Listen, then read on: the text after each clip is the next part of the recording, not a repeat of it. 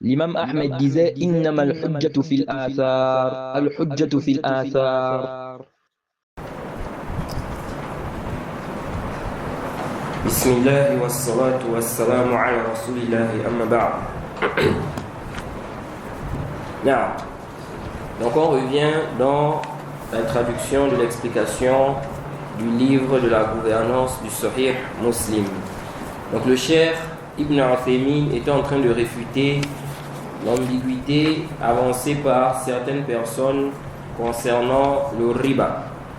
Donc il explique ici là, à la page 266, il dit que nous disons que la législation est complète dans tous ses aspects, dans les adorations, dans les transactions, les interactions, dans les comportements, dans toutes choses. Ensuite, le cheikh a dit le plus long verset du Coran, n'est-ce pas, est en rapport avec les transactions. Ok? Donc, on ne doit pas séparer, de dire que en ce qui concerne les choses de dunya, ok, ça n'a pas de lien avec la religion, aucun lien. Donc on ne peut pas dire telle chose est interdite par exemple. Non, l'islam, n'est-ce pas, englobe tout cela. Les choses de dunya, n'est-ce pas, les transactions, les interactions, etc., etc. C'est un lien aussi avec quoi? Avec le din. Non. Le cheikh a dit ça suffit. Donc cette législation-là suffit. Il dit, on ne peut pas changer les sentences d'Allah parce que les situations, n'est-ce pas, ont changé à cause des différentes situations. De même, les époques, le temps, les moments. Donc ce n'est pas parce que le temps a changé ou bien la situation des gens a changé que ça veut forcément dire qu'on va changer, n'est-ce pas, le jugement ici là. Donc le cheikh dit on ne peut pas changer les sentences d'Allah à cause, n'est-ce pas, des situations, à cause des situations qui diffèrent, de même les époques, de même les milieux et les communautés. Il dit sauf dans le cas où la condition sur laquelle le jugement législatif, n'est-ce pas, repose n'est pas remplie. Ok? Sauf dans le cas où la condition sur laquelle le jugement législatif n'est pas quoi? Rempli. La condition sur laquelle ce jugement-là repose. Donc, c'est à ce moment qu'on peut changer. Ok? Il y a des gens parfois, ils disent quoi? La fatwa diffère en fonction, n'est-ce pas, des milieux et des époques, des moments. Et ils prennent ça comme ça, de manière absolue. Là, si ici, là, les conditions sont réunies, ok, pour que le jugement s'applique, peu importe le milieu, peu importe l'endroit, on va appliquer ça. On ne va pas dire non, ici, là, le temps a changé, kaza, donc il faut changer, la fatwa change selon ceci ou cela. Ok? C'est pourquoi le cheikh ici a dit quoi? Il a dit, sauf dans le cas où, n'est-ce pas, la condition sur laquelle repose le jugement législatif, n'est-ce pas, n'est pas quoi? N'est pas remplie. Ok? La condition sur laquelle repose le jugement législatif n'est pas remplie. Alors, ici je donnais un exemple pour vous faire comprendre. L'application des peines. L'application des peines. Couper la main du voleur, fouetter celui qui fait le zina, la fornication. Ça là, c'est le gouverneur qui applique cela. C'est le gouverneur qui applique cela. Ok? Toïb. Maintenant, si ici là, on est dans un pays ou dans un contexte où le gouverneur n'applique pas ça, qu'est-ce qu'on fait? Est-ce qu'on dit aux gens, chacun applique cela de son côté? Non. Donc ici là, on va dire oui, c'est venu dans la législation. Mais c'est venu, il y a des conditions pour que ça s'applique. Et cette condition n'est pas réunie ici. Par conséquent, on ne va pas ici, n'est-ce pas, faire cela. Ok? C'est ainsi qu'il faut comprendre ce sujet-là. Donc, le cheikh ici nous fait comprendre que lorsqu'ils disent que le temps a changé là, que ce qui a été révélé, c'était, n'est-ce pas, pour des gens à qui cela convenait. Ici, on ne doit pas comprendre cela de cette façon. Ok? Car la législation, n'est-ce pas, convient à toutes les époques et elle convient aux hommes jusqu'au jour de la résurrection. Tant que les conditions sont réunies, les conditions, n'est-ce pas, sur lesquelles repose le jugement qui a été, n'est-ce pas, légiféré. Naam. C'est pourquoi le cheikh ici a accepté ce cas-là. Naam. والدليل على هذا أنه لما جيء إلى النبي صلى الله عليه وعلى آله وسلم بتمر جيد تعجب منه وقال من أين هذا؟ قالوا كنا نأخذ الصاع من هذا بالصاعين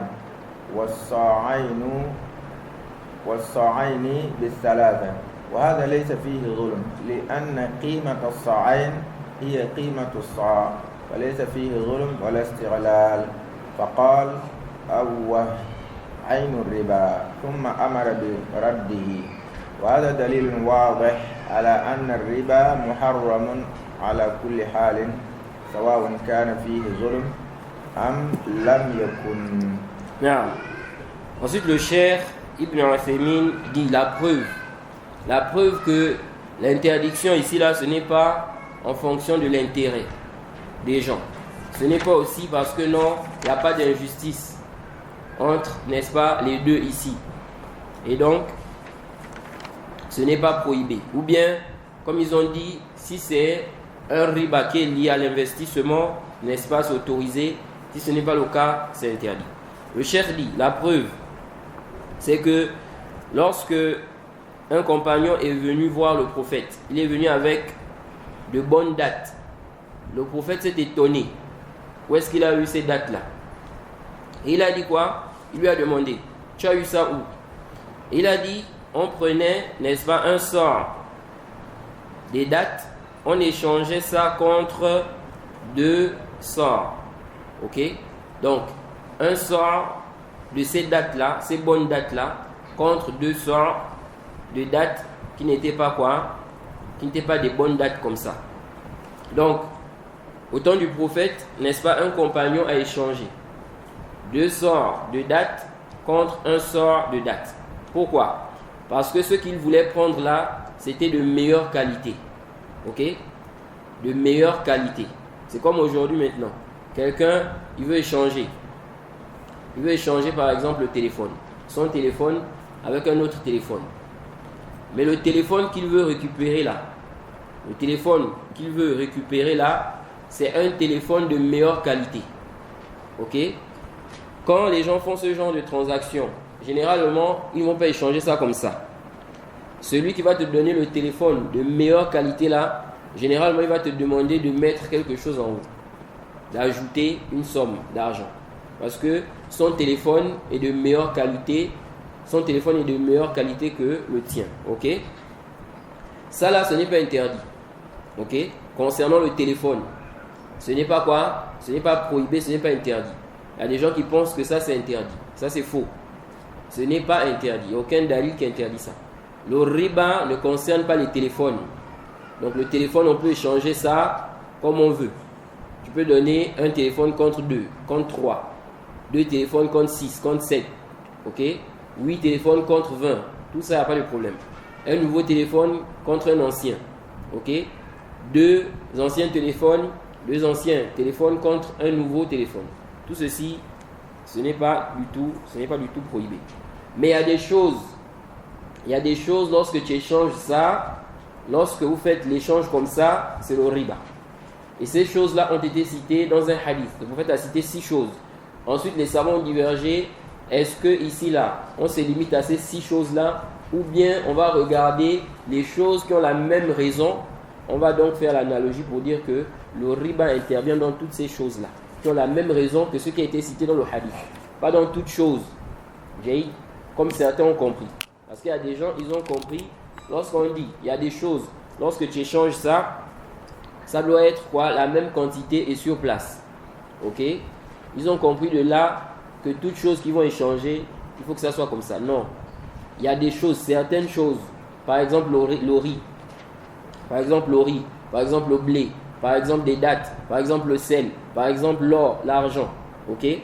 Quand tu échanges ça, l'or contre l'or, ok? Si ici là c'est la même catégorie, vous devez remplir 2 conditions. Sur place, je te donne, tu me donnes. Et ça doit être la même quantité. Si les catégories sont différentes, vous pouvez échanger comme vous voulez, mais ça doit être sur place. Je te donne, tu me donnes. Ok? Bref. Donc ici là, le compagnon, qu'est-ce qu'il faisait? Il a échangé des dates. Un sort de dates contre 2 sorts de dates. Ok? Or, les dates font partie des choses dans lesquelles le riba intervient. Ok? Les dates font partie des choses dans lesquelles le riba intervient. Donc, quand il a fait ça, le prophète a dit quoi? Il dit, on échangeait un sort contre 2, 2 sorts contre 3. Donc, si les dates font partie des choses dans lesquelles le riba intervient, ça veut dire que lorsque tu veux échanger des dates contre des dates, ok? Ici, là, ça doit être la même quantité. Et ça doit être sur place. Si tu veux échanger, par exemple, des adjoua contre des dates qui ne sont pas des adjoua, ça doit être la même quantité, ça doit être sur place. Ok? Je te donne, tu me donnes.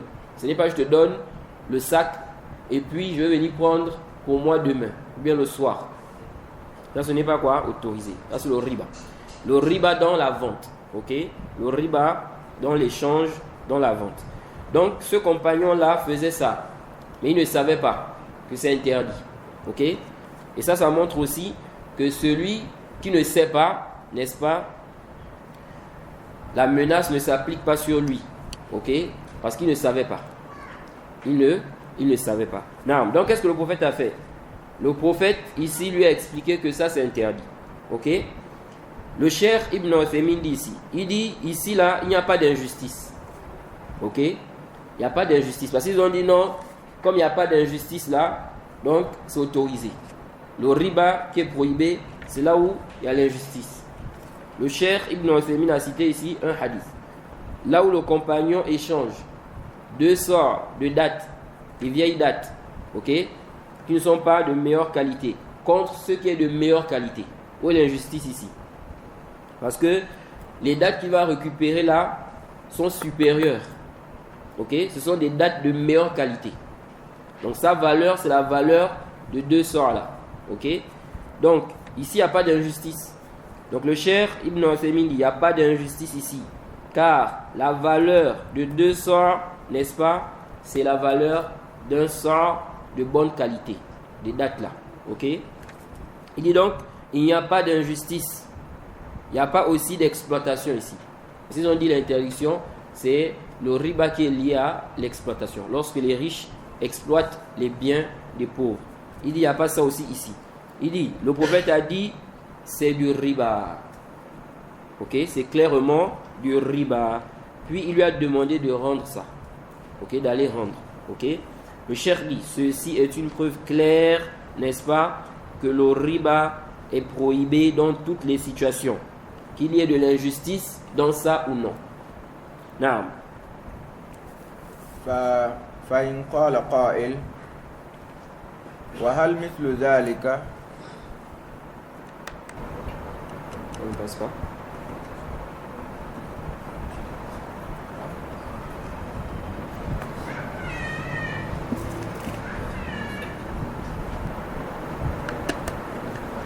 Ça fonctionne avec les piles.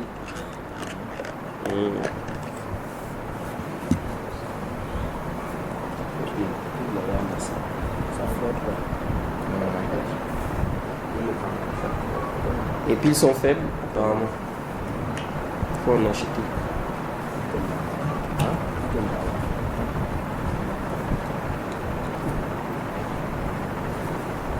Ah, on va continuer. Hein? Ouais. Les sœurs vont nous excuser. Hein?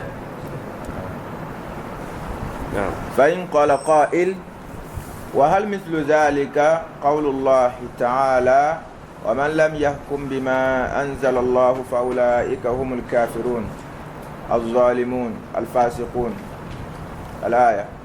فالجواب كل ما كان للتكفير فهو كذلك والآيات الثلاث خلاف أهل العلم فيها معروف هل هي أوصاف لموصوف واحد أو أوصاف لعدة موصوفين على حسب حال الحاكم بغير ما أنزل الله أو أنها ليست في هذه الأمة أصلا وإنما هي في أهل الكتاب. نعم. Ensuite, le cheikh Ibn Uthaymin évoque un point ici. Il dit, si quelqu'un dit, est-ce que cela s'applique aussi concernant la parole d'Allah, où il dit, et celui qui ne juge pas avec ce qu'Allah a fait descendre, voilà certes les mécréants, les injustes, les pervers. Donc le cheikh veut dire quoi? Il veut dire, est-ce que ici là, quand on parle qu'il faut regarder les conditions du takfir, même si le gouverneur a commis une mécréance, ok? Est-ce que ici là, il est devenu mécréant? Donc le cheikh dit, si quelqu'un dit, est-ce que ça s'applique aussi concernant le verset où Allah dit, celui qui ne juge pas avec ce qu'Allah a fait descendre, voilà certes les mécréants, ok? Les injustes, les pervers. Aujourd'hui là, ça c'est un sujet qui fait couler beaucoup d'encre et ça emmène des fitanes dans certains endroits. On connaît, on sait que la majorité des dirigeants aujourd'hui là ne jugent pas avec la loi d'Allah. Ça c'est connu, ok? Bon, est-ce que ces dirigeants là, ces gouverneurs là, ils sont devenus mécréants? Non, ok? Le gouverneur ne devient pas mécréant parce qu'il juge avec une loi autre que la loi d'Allah. Mais ici c'est un péché, ok? C'est un péché. Mais est-ce qu'il est devenu mécréant? Non. Car juger avec une loi autre que la loi d'Allah, ce n'est pas une grande mécréance. C'est une petite mécréance. Comme a dit Ibn Abbas, kufr duna kufr. Et les Khawarij, n'est-ce pas, ils ne sont pas d'accord avec ça. Ils prennent ce verset-là que le cheikh a cité pour faire le takfir, n'est-ce pas, de ceux-là qui ne jugent pas avec la loi d'Allah. Donc nous disons, ces gouverneurs qui ne jugent pas avec la loi d'Allah, ils ne sont pas mécréants du fait qu'ils ne jugent pas avec la loi d'Allah. Ok? Sauf si parmi eux, il y en a qui voient que les lois forgées, les lois des hommes, c'est meilleur que la loi d'Allah. Ok? Ou bien c'est au même niveau. On peut juger avec ça, on peut juger aussi avec ça. On a le choix. C'est permis. Ok? S'ils voient ça, que c'est permis, ou bien que c'est comme les lois d'Allah, ou bien c'est meilleur que les lois d'Allah, à ce moment il devient mécréant. Car ici il a démenti le Coran. Parce que dans le Coran, déjà il y a l'interdiction de juger avec des lois autres que la loi d'Allah. Donc le fait ici de voir qu'on peut juger avec ça, on peut aussi juger avec ça, c'est permis. Tu es en train de rendre halal ce qui est quoi? Haram. Ok? S'il pense aussi que c'est meilleur, il a démenti les versets où Allah dit qu'il est le meilleur en jugement. Ok? Donc Allah dit qu'il est le meilleur en jugement. Lui dit non, il y a des lois qui sont meilleures que les lois d'Allah. Ça aussi il a démenti, il devient quoi? Mécréant. Ok? De même s'il dit que c'est au même niveau, c'est pareil. Ok? Ici aussi il a démenti car Allah a dit qu'il est le meilleur en jugement. Non. Ça c'est le cas. Le cas ici de ce gouverneur ou de ces gouverneurs-là. Maintenant, ici aussi, il faut rappeler que même dans le cas où il est tombé dans la mécréance ici, parce qu'il croit que c'est permis, on peut juger avec les lois d'Allah, on peut aussi juger avec, n'est-ce pas, les lois forgées. Ok? Il voit que les deux on peut, on a le choix. Maintenant, lui, il se dit que le contexte, ou bien le pays, n'est-ce pas, il voit qu'il ne peut pas appliquer les lois d'Allah. Ok? Il voit que le pays, ou bien le contexte, il ne peut pas appliquer les lois d'Allah. Donc qu'est-ce qu'il fait? Il applique les lois forgées là. Ok? Mais si ici là, il croit que c'est autorisé, mais il est ignorant. Ok? Il est ignorant du jugement. Lui il pense qu'on a le choix, qu'Allah n'a pas, n'est-ce pas, imposé. Allah n'a pas obligé ça. Si tu veux, tu juges avec ça. Si tu veux, tu peux juger avec autre chose. Ok? Ça là, le fait de croire que c'est permis de juger avec d'autres lois, ok, que les lois d'Allah, ici là c'est quoi? C'est une mécréance. Mais si ici là il est ignorant, il ne savait pas, ou bien on lui a mis des shubhat, ou bien il a des shubhat, il ne devient pas mécréant. Ok? Même s'il dit, par exemple, que c'est permis, on peut juger avec les lois forgées. Ok? Il ne devient pas mécréant. Non. Donc le Cheikh Ibn Uthaymin veut dire quoi? Il veut dire que ici, là, la question, là, ça s'applique sur tout ce qui concerne le takfir. Ce n'est pas seulement la question du riba. Toutes les autres choses là, ok, tout le reste des mécréances, on va appliquer ça. Il a commis la mécréance, ok, mais est-ce que ici il est devenu mécréant? Est-ce qu'il est devenu mécréant? Ça c'est quoi? Une autre question, on doit regarder les conditions. S'il n'est pas devenu mécréant, ok, car les conditions n'ont pas du tout été réunies, à ce moment-là, on va toujours le considérer comme chef des musulmans. Et on lui doit écoute et obéissance. Et à l'époque de l'imam Ahmad, les chefs, les gouverneurs appelaient à la mécréance. Ils sont tombés dans la mécréance. Et ils appelaient les gens à la mécréance. Ils ont même forcé des gens à commettre la mécréance. Mais avec ça, l'imam Ahmad n'a pas autorisé de se rebeller contre les chefs là. Il a dit le sang. Et, n'est-ce pas, il considérait toujours ces chefs là musulmans. Comme a expliqué le Cheikh l'Islam Ibn Taymiyyah. Ok? Pourquoi? Car il a vu qu'ils avaient des ambiguïtés, des shubhat. Ok? Donc il ne suffit pas que le chef ait commis une mécréance. Il faut qu'il devienne mécréant. Ok? Il faut qu'il devienne mécréant. C'est pourquoi le Cheikh Ibn Uthaymin ici, il a dit il faut qu'on regarde les conditions du takfir. Donc, si ici là, il a commis une mécréance, le seul fait qu'il ait commis une mécréance, ça n'implique pas directement le khuruj, qu'on doit se rebeller contre lui. Les conditions doivent être réunies, c'est-à-dire, on a appliqué, n'est-ce pas, les conditions du takfir sur lui, il est devenu mécréant. Il n'a pas d'excuse. À ce moment-là, on va faire quoi? On va se rebeller contre lui, on va l'enlever et on va mettre un autre chef, ok? Et cela, si on a la capacité. Si on n'a pas la capacité, on patiente. C'est interdit de se rebeller ici. Là, on a déjà expliqué cela. Alors, ici, là, si quelqu'un dit, mais le prophète a dit, sauf si vous voyez une mécréance claire, illa anta wa kufran bawahan. Ok? Ici, là, nous disons, le prophète a dit ça, car généralement, lorsqu'il s'agit d'une mécréance claire, ok, il devient quoi? Mécréant. Ok? Parce que c'est une mécréance claire. Mais il se peut, n'est-ce pas, qu'il ait une ambiguïté.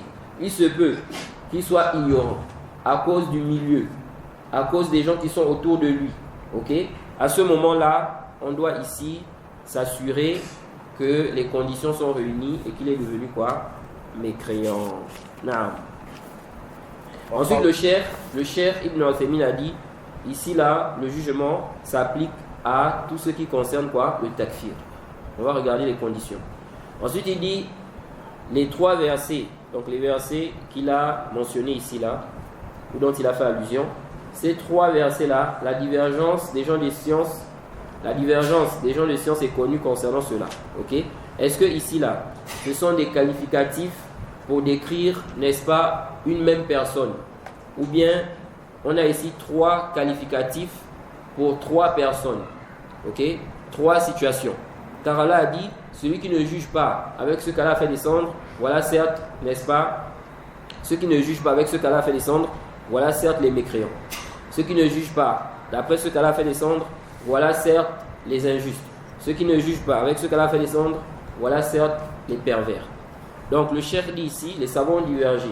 Est-ce que ici là, quand on dit, voilà certes les mécréants, voilà certes les pervers, voilà certes, n'est-ce pas, les injustes, est-ce qu'on parle ici, n'est-ce pas, de trois personnes?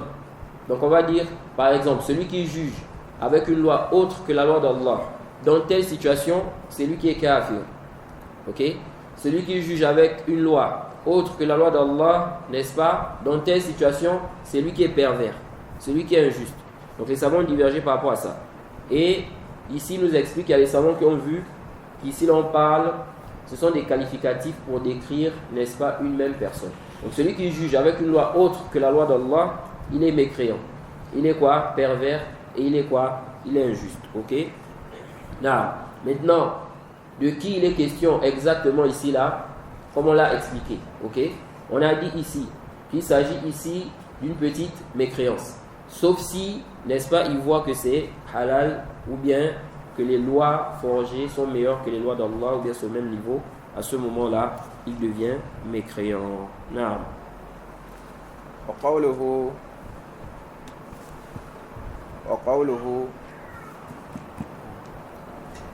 Ils ont mis les piles.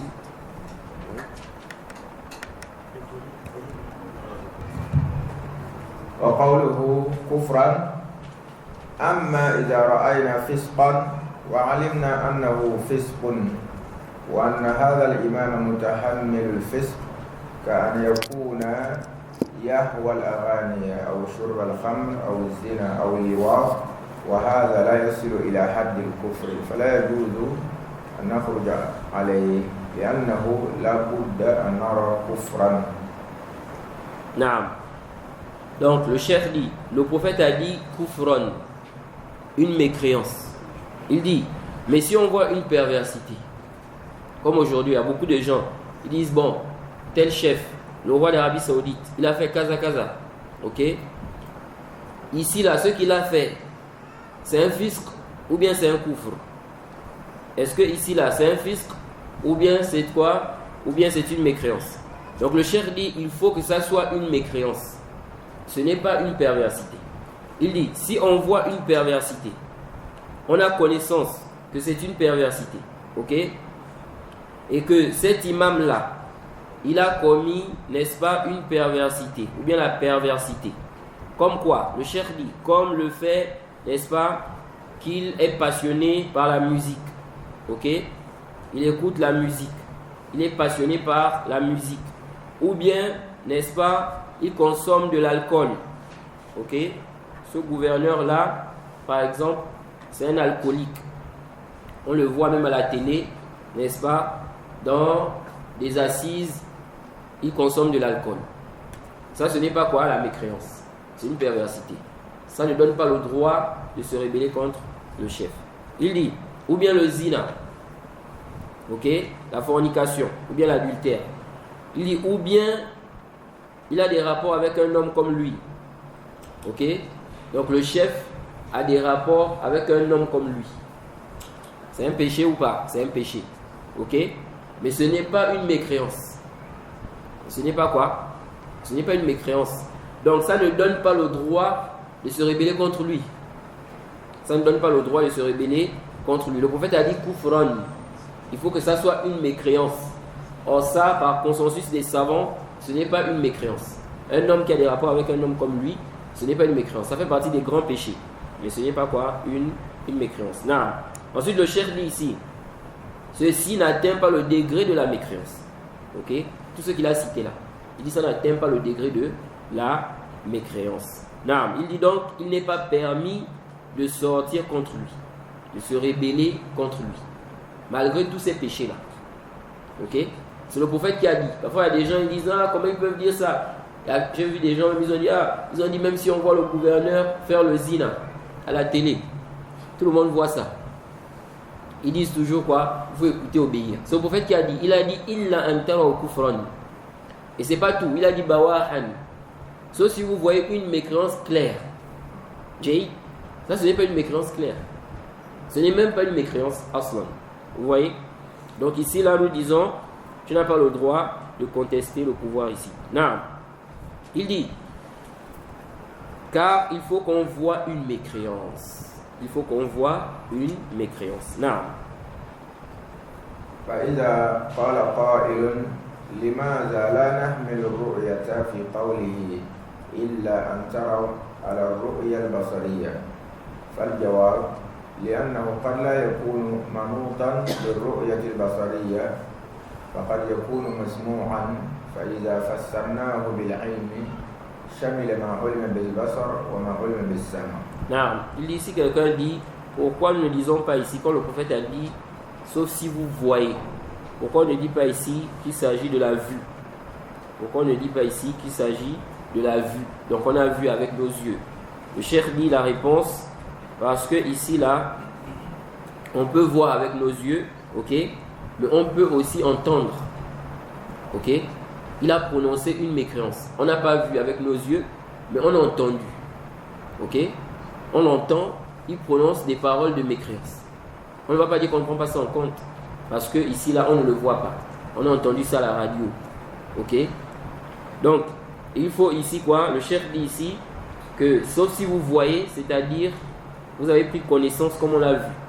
Et on a vu que, quand on dit « n'as-tu pas vu ?» on peut aussi viser quoi? À travers cela, la connaissance. Comme Allah, lorsqu'il a dit « n'as-tu pas vu ce qu'Allah a fait concernant les gens de l'éléphant ?» Non. Donc le cheikh dit ici, ça peut être quoi? Qu'on a entendu. Alors si on explique ici là, que lorsqu'il a dit « sauf si vous voyez », c'est la connaissance. Donc vous avez pris connaissance, ça va englober ici ce dont on sait, ok? À travers la vue et à travers lui. Non.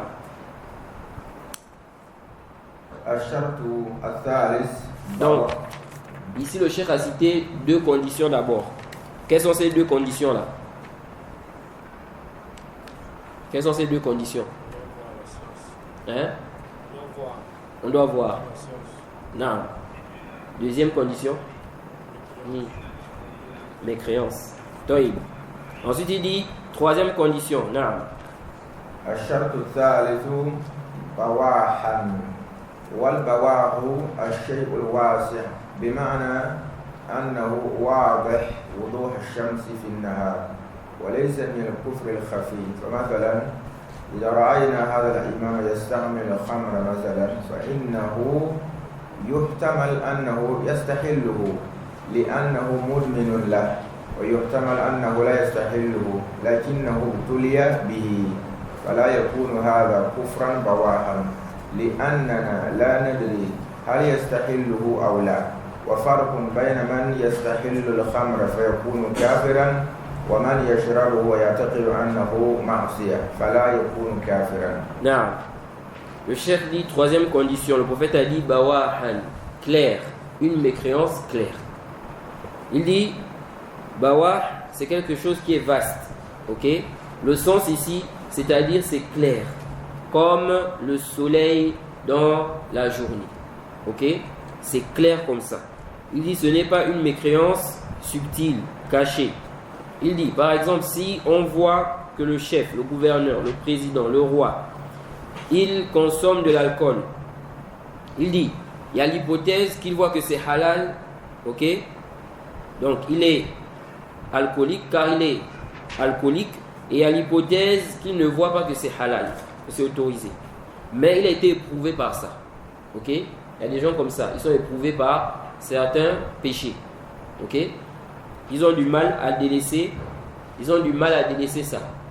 C'est une fitna, c'est une épreuve pour eux. Ok? Non. Donc, ici là, il dit, quelqu'un, on l'a vu, il consomme de l'alcool. Est-ce que ça veut dire qu'il voit que c'est permis de consommer de l'alcool? Là. Ok? Il se peut qu'il voit ça, il se peut que non. Le seul fait qu'il consomme de l'alcool, ce n'est pas un dalil qu'il voit que c'est halal. Ok?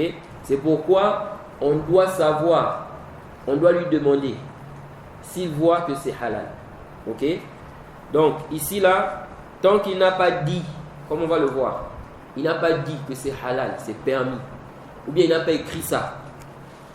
Là seulement, on ne doit pas s'argumenter de ça pour dire qu'il voit que c'est halal. Sinon, tous ceux qui commettent des péchés là, on va dire qu'ils voient que c'est halal. Ok? Il y a des gens qui font le zina, ils savent que c'est interdit. Ce n'est pas permis. Mais ils suivent la passion, ils font le zina. Il y a des gens qui mentent, ils savent que c'est interdit. Mais ils suivent la passion, ils mentent quand même. Il y a des gens qui volent l'argent des gens, ils savent que c'est interdit, mais ils volent. Celui qui commet un péché, donc qui n'a pas atteint le degré de la grande mécréance, il ne devient pas mécréant pour le simple fait qu'il ait fait ça. Et le simple fait aussi qu'il fasse ça, ce n'est pas la preuve qu'il voit que c'est halal. Ok? Alors que la mécréance, ce qui constitue une mécréance, si tu tombes dans ça, tu deviens mécréant, même si tu vois que c'est haram. Ce qui constitue une mécréance, parce que la mécréance, on ne joue pas avec. Si toi maintenant, aujourd'hui, tu tombes dans une mécréance, tu sais au fond de toi que c'est interdit, mais tu fais, tu deviens mécréant. Ok? Tu deviens quoi? Mécréant. Ce n'est pas une condition que tu rendes ça halal. Donc celui qui va tomber dans la mécréance à cause de la dunya, il cherche l'argent, il veut gagner la dunya, il veut des millions, ou bien des milliards, ou bien il veut la maison, ou bien la voiture. Il commet une mécréance, la grande mécréance. Même si au fond de lui, il sait que c'est interdit, c'est un mécréant. Il va dire, mais je sais que c'est interdit. Même si tu sais que c'est interdit, ok? Par contre, le péché qui n'a pas atteint le degré de la grande mécréance, ça là, quand tu tombes dans ça, pour que tu deviennes mécréant, il faut que tu crois que c'est halal. Il faut que tu crois que c'est halal. Tant que tu ne crois pas que c'est halal, ce n'est pas quoi? Une mécréance, ok? Alors que la mécréance, ce n'est pas une condition. Tu tombes dedans, que tu crois que c'est halal ou non, tu es quoi? Tu es mécréant. Donc le cheikh dit quoi? Il dit ici, donc il y a l'hypothèse qui voit que c'est halal, il y a l'hypothèse qui voit que ce n'est pas halal. Il dit, ce n'est donc pas une mécréance claire. Ensuite il dit, car nous ne savons pas, est-ce qu'il voit que c'est halal ou pas? C'est ça le problème. On ne sait pas. Est-ce qu'il voit que c'est halal ou pas? Tu n'as pas le droit, toi, de donner le jugement qu'il est devenu mécréant. Il dit ici, et ça c'est important, beaucoup de gens sont égarés aujourd'hui là, dans la question de la mécréance. Déterminer même c'est quoi la mécréance. J'ai discuté avec quelqu'un une fois, il dit, tous les gouverneurs, tous les dirigeants de l'Arabie Saoudite sont mécréants. Je dis, comment ça? Pourquoi ils sont mécréants? Il dit, parce qu'ils ont autorisé le riba chez eux là-bas. Je dis, comment ils ont autorisé? Il me dit, parce qu'ils ont laissé des banques qui font le riba. Ils ont laissé ça. Ok? Donc ça c'est la preuve qu'ils voient que c'est halal. Je dis, subhanallah. Où est-ce que tu tires cela?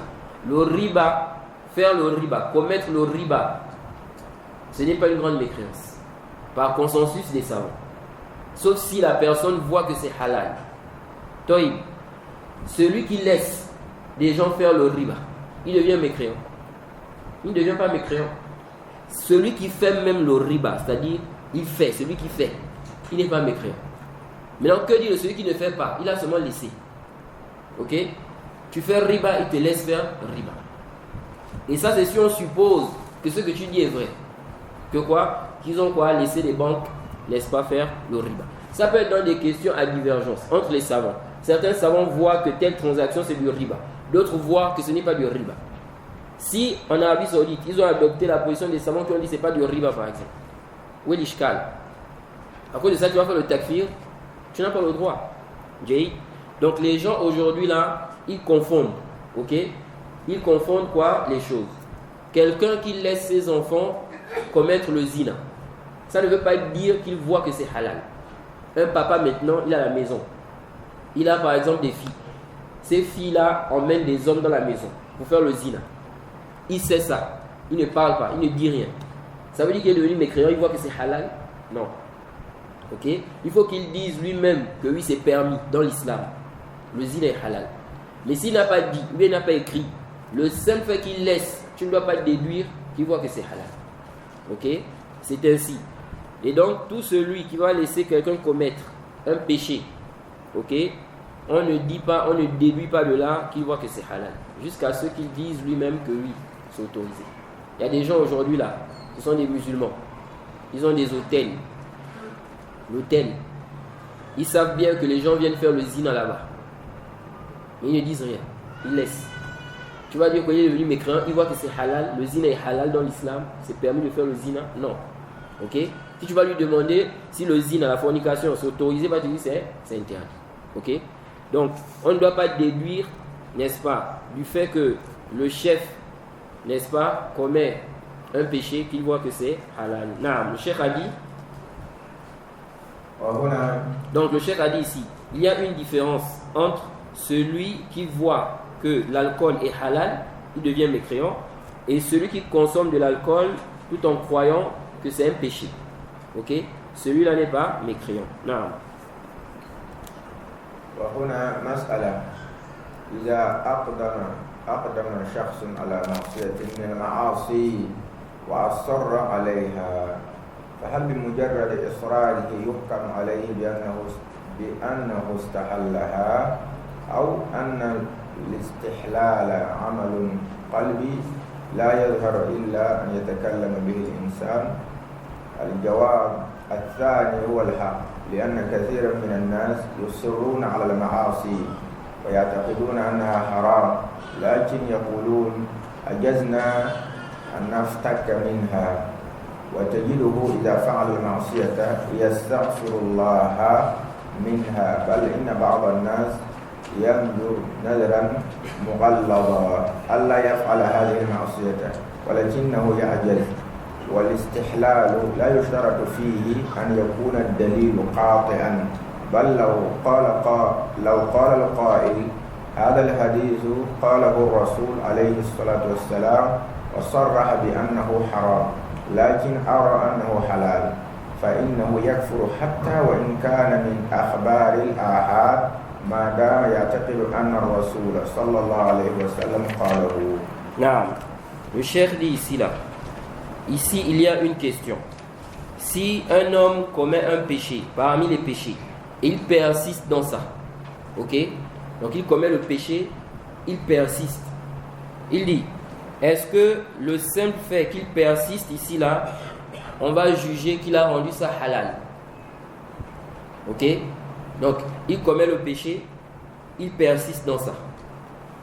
Est-ce que ici là, comme il persiste, on va dire que ça c'est la preuve qu'il voit que c'est halal, qu'il voit que c'est autorisé. Mais s'il ne voyait pas ça, il n'avait pas répété. Ok? Comme il répète ça là, il continue à faire ça, ça veut dire qu'il voit que c'est halal.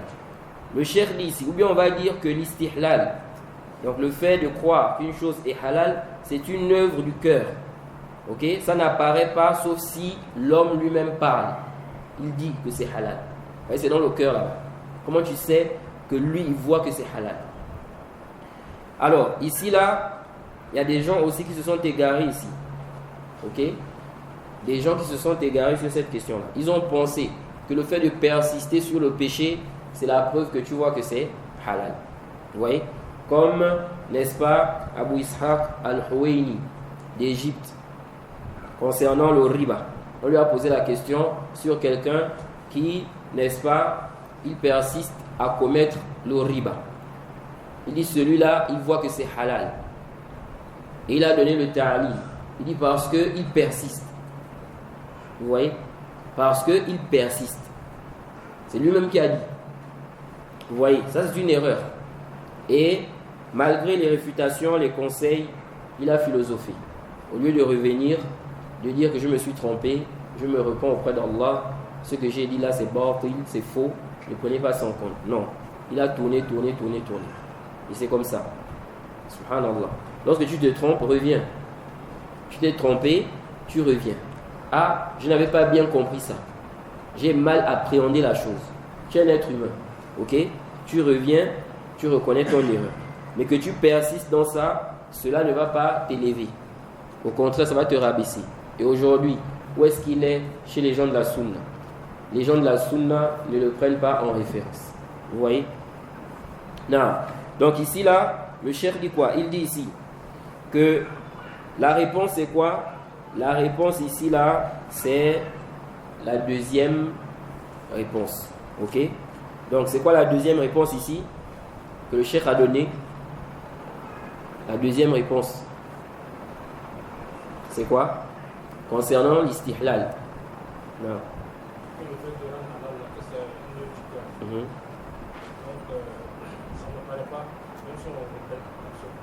Non.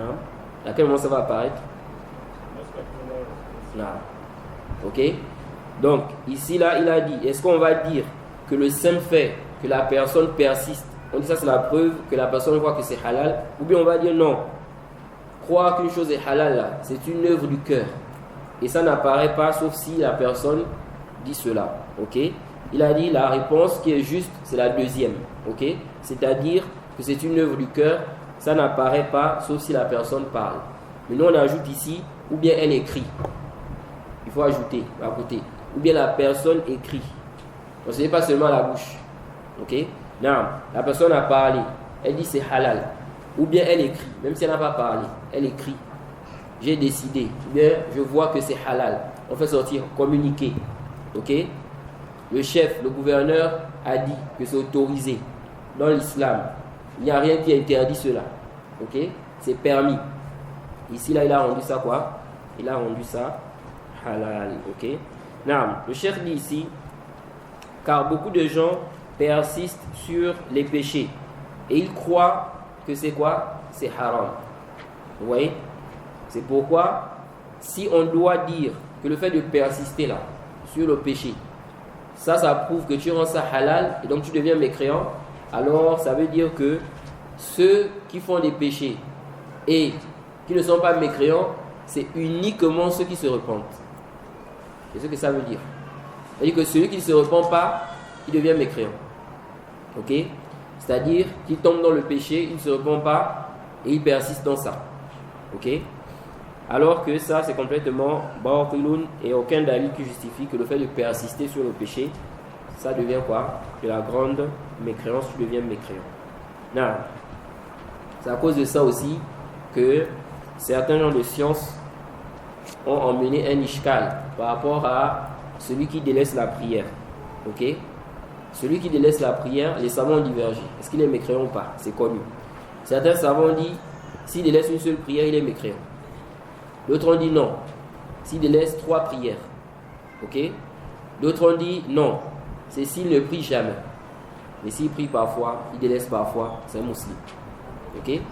Certains gens de science ont soulevé cet ishkal que chez les gens de la sunna, le fait de persister sur le péché, ça ne devient pas quoi? Une grande mécréance.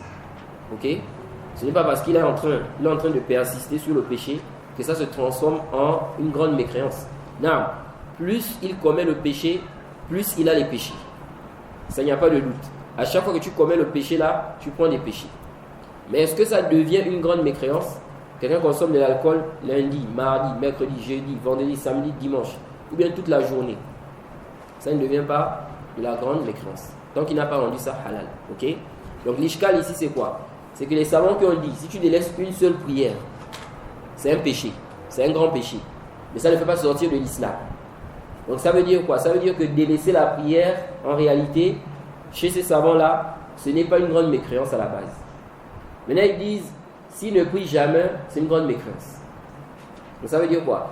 Ça veut dire ici que le fait qu'il ait délaissé la prière plusieurs fois, donc il n'a jamais prié, c'est devenu quoi? Une mécréance. Ok? Ils ont dit que ça c'est problématique. Où est le dalil qui justifie ça? Que ce qui est un péché, ce n'est pas une grande mécréance.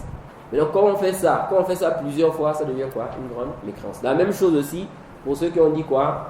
Que délaisser une seule prière, tu n'es pas mécréant. Mais si tu délaisses 3 prières, tu deviens mécréant. Ou bien 5 prières. Ceux qui disent ça. Vous voyez? Parce qu'en réalité, ici, là, il a répété ce péché-là. Il a délaissé la prière 1 fois, 2 fois, 3 fois, 4 fois, 5 fois. Vous voyez? Bref. Donc, n'est-ce pas? Ça, c'est un point qui est important ici, là. Mais certains savants ont vu que ici, là, le fait de délaisser la prière, n'est-ce pas? Totalement, ça montre que tu ne crois pas au caractère obligatoire de la prière. Par conséquent, tu es mécréant. Ok? Certains gens de science ont dit cela. Non. Et parmi les savants qui ont soutenu cela, le cheikh Ibn Uthaymin ici. Ok? Lui, il voit que celui qui a délaissé la prière, il est mécréant. Et d'ailleurs, il va parler de ça ici, là. Jade, lorsqu'on va arriver à un hadith là. Il voit qu'il est mécréant, mais il dit c'est celui qui a délaissé totalement la prière. Mais celui qui prie parfois, il délaisse la prière parfois. Ok? Ici, là, chez le cheikh Ibn Uthaymin, il n'est pas mécréant. Non. Donc le cheikh dit quoi? Il dit ici, beaucoup de gens commettent des péchés, ils persistent dans ça, mais ils croient que c'est haram, que c'est interdit. Ok? Ils disent quoi? Ils disent, nous sommes incapables de délaisser cela. Ok? Tu vas voir quelqu'un, il commet un péché, et puis il demande pardon à Allah. Ok? Il dit, d'ailleurs, certaines personnes même font, n'est-ce pas, un vœu lourd de ne plus commettre, n'est-ce pas, le péché. Mais après, ils sont incapables, ils retombent encore dans le péché là. Ok? Le cheikh dit, l'istihlal, ce n'est pas une condition, n'est-ce pas, que la preuve soit une preuve probante, décisive, indiscutable. Ok? Le fait de rendre quelque chose halal. Ok? Il dit, si quelqu'un dit, ce hadith-là, le prophète a dit ça. Ok? Lui, il croit que le prophète a dit n'est-ce pas, ce qui est mentionné dans le hadith. Il dit, le prophète a dit clairement que c'est interdit. Mais moi je vois que c'est halal. Ok? Il y a des gens comme ça. C'est-à-dire qu'il n'est pas d'accord avec le jugement du prophète. Il sait, il est convaincu que le prophète a dit. Mais lui, selon sa raison, il trouve que ce n'est pas normal. Il trouve que le jugement qui a été donné là, ce n'est pas normal. Ce n'est pas juste. Comment on peut donner ce jugement-là? Ok? Donc il croit, il est convaincu que le prophète a dit. Mais il dit quoi? Il dit que c'est halal par exemple. Ok? Le cheikh dit, celui-là il est mécréant. Même si ici il s'agit, n'est-ce pas, des textes à caractère unique. Ok? Du moment où il croit que le prophète a dit ça. Le prophète a dit. Mais lui il dit, lui il voit que c'est halal. Parce que le jugement là, dans sa tête ça ne passe pas. Il dit celui-là il devient quoi? Mécréant. Non. الشرط الرابع عندكم من الله فيه برهان يعني أن تكون الأدلة دلالة قاطعة على أنه كفر وهذا شرط ثقيل وإن كانت تحتمل التأويل وإن كان الراجح أنه كفر فلا يجوز الخروج عليه لأن البرهان هو الدليل القاطع. نعم. Le cheikh dit, quatrième condition. On a dit une preuve. Il faut qu'il commette une mécréance claire, dont vous avez une preuve venant d'Allah. Ok? Il dit, si maintenant, donc il faut quoi? Il dit, il faut ici que les preuves indiquent de façon probante, de façon indiscutable, incontestablement, il faut que ça prouve que c'est une mécréance. Ok? Par exemple, par consensus, c'est une mécréance. Ok? Ça là, c'est indiscutable. Mais si on suppose que c'est un sujet à divergence, ok? Les savants ont divergé. Est-ce que c'est une mécréance ou pas? Ici, là, on ne peut pas faire le khuruj. Ok? Et c'est logique. Toi, tu vas dire que c'est une mécréance. Donc, on sort contre le chef. Les autres voient que ce n'est pas une mécréance. On lui doit écouter et obéissance. On fait comment? Ok? C'est au désordre. Donc, il faut quoi? Que ce soit une mécréance où il y a unanimité. Il n'y a pas de divergence. C'est pourquoi le cheikh a dit, il dit, si maintenant ici, là, il a commis, n'est-ce pas, un acte, les preuves que toi tu avances pour dire que c'est une mécréance là, on peut interpréter ça, on peut comprendre ça comme ça, comme ça, comme ça. Ok? Il dit, même si ce qui est juste, c'est quoi? C'est une mécréance. Même si ar-rajih, c'est une mécréance. Mais comme ici là, ce n'est pas ici des preuves probantes, indiscutables. Il dit on ne peut pas faire quoi? La sortie contre ce chef-là. Ok? Car le dalil doit être une preuve ici péremptoire. Non. الشرط الخامس وهو شرط مهم القدرة على التغيير فلا يمكن أن نقوم على هذا الرجل الكافر كفرا بواحا عندنا فيه من الله برهان ونحن ليس معنا قدرة فإذا كان معه دبابات وأسلحة وقنابل والواحد منا معه عصا الحمار والسكين المطبخ فإنه لا يمكن أن ننابذه لأن معنى ذلك أننا عرضنا أنفسنا للسحق والمحق. Non. Le cheikh Ibn Uthaymin dit cinquième condition. Ok? Donc là, ici, on est en train de parler des conditions qui vont légitimer, montrer qu'on a le droit de se rebeller contre le chef. Cinquième condition, il dit, et c'est une condition importante, il faut la capacité à changer. La capacité à l'enlever là. Ok?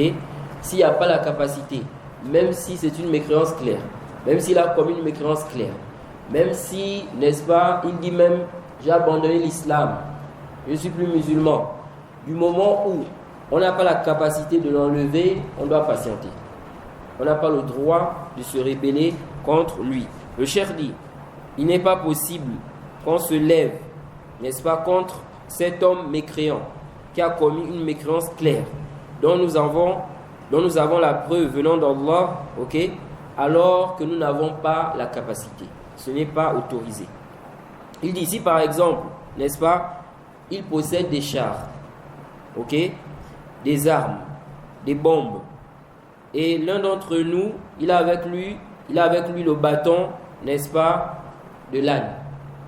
Donc le bâton avec lequel on surveille l'âne, par exemple. On frappe l'âne. Ou bien, il a un couteau de cuisine. Comment il va combattre le chef là? Lui, il a les chars avec lui, les armes, les bombes. Vous venez avec les couteaux, ou bien les bois, ou bien les cailloux, comme certains. Ils sortent là, ils balancent. Les policiers viennent là-bas avec les fusils. Vous allez faire comment? Là, vous êtes en train, ici, de vous jeter dans la destruction. Le cheikh dit, ici, là, on ne peut pas. Car si on essaie de faire cela, ça signifie, n'est-ce pas, que nous sommes en train de nous exposer à l'anéantissement et à la destruction. Ok? Les gens vont mourir. Non. فإذا قال قائل فإذا كان الحاكم محتلا لبلد المسلمين فهل تشترط القدرة؟ Non. Et on avait vu aussi que cela va entraîner quoi? Des effusions de sang. Ok? Des innocents vont mourir. Le chef ne va pas se laisser faire. Si les gens sortent comme ça, ils se rebellent, qui veulent enlever le chef là, il ne va pas se laisser faire. Il va vouloir se défendre. Il va envoyer l'armée. Ok? Et c'est évident que s'il y a confrontation, n'est-ce pas, il peut y avoir des morts. Les innocents peuvent mourir.